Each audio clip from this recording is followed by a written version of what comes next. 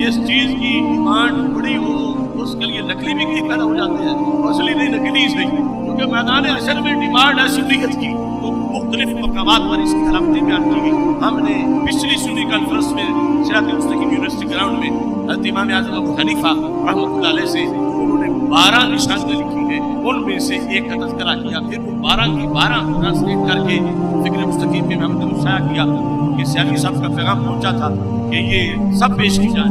ابھی اس مقام پر رسول پاک صلی اللہ علیہ وسلم سے جب پوچھا گیا کہ سنی کون ہوگا، میرے آقا صلی اللہ علیہ وسلم نے اس وقت 10 نشانیاں اہل سنت کے دعوت فرمائی۔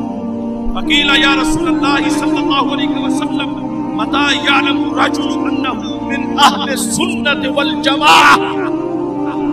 ایک بار پھر تصور کرو کہ مدینہ منورہ کا دیس ہے اور میرے آقا علیہ السلام کی مجلس مبارک ہے اور تذکرہ اہل سنت کا ہو رہا ہے۔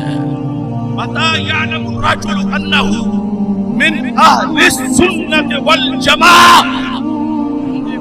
پتہ یہ کیسے چلے گا؟ بندہ اپنا ٹیسٹ کرنا چاہے تو اسے پتہ کیسے چلے گا کہ وہ سنی ہے؟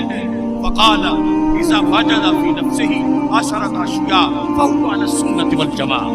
جب اس کو دل میں جھانکی مارنے سے اندر 10 چیزیں نظر آ جائیں پھر وہ سنی۔ اب 10 کو بیان کرنے کا بھی وقت نہیں کہ یہ ساری کتابیں بھی پڑھی اور بھی علماء کی کتاب پڑھے، لیکن ایک چیز سر فہرست اگرچہ وہاں اس کا دوسرے نمبر پہ ذکر ہے، وہ کیا ہے؟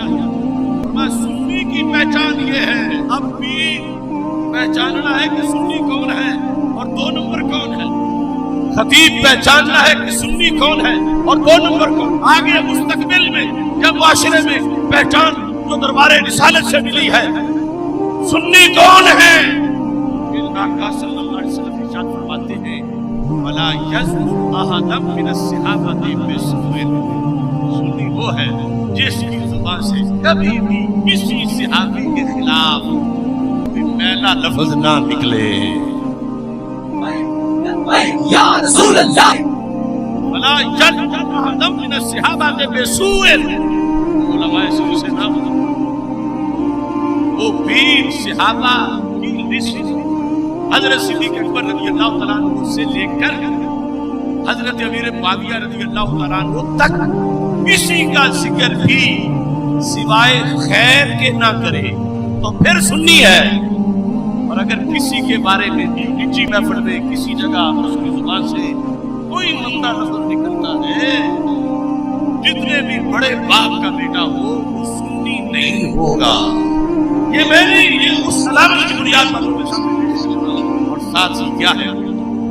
ساتھ یہ تذکرہ ہے وَلَا يَذْكُرُ وَاحِدًا مِّنْهُمْ بِمَنْ كَسَبَ۔ وہ ان میں سے کسی کا ہلکے انداز ذکر نہیں کرے گا، نقص نہیں ڈھونڈے گا، نقص بیان نہیں کرے گا، تو پھر وہ سنی ہے۔